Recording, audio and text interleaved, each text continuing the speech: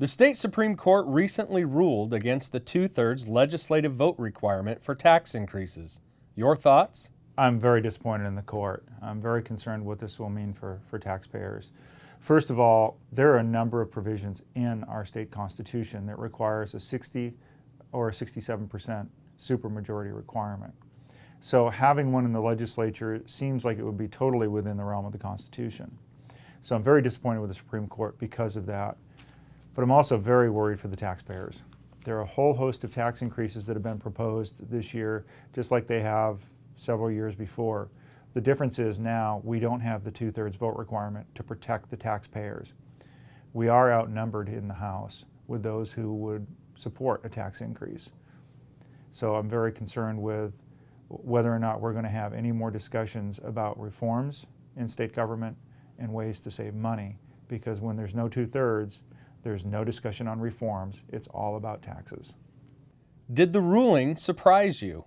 It did, and as I mentioned earlier, there are so many areas within the state constitution where there are supermajority vote requirements. So it seemed to me that a two-thirds vote is totally within the bounds of our Constitution. If the Supreme Court feels that it's not, then maybe it's time we make it part of our Constitution.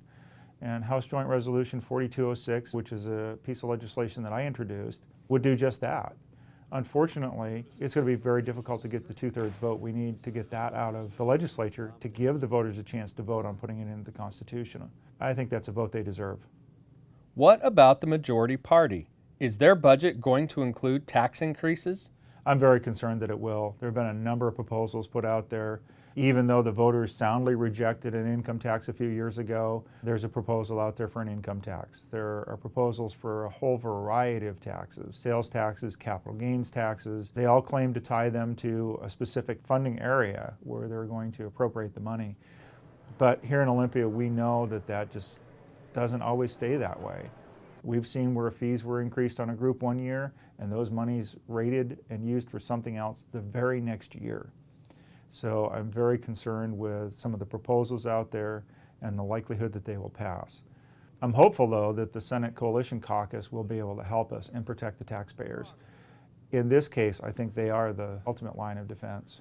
So I'm very hopeful that they will be the ones that will be able to stop this, even though we can't stop it here in the House.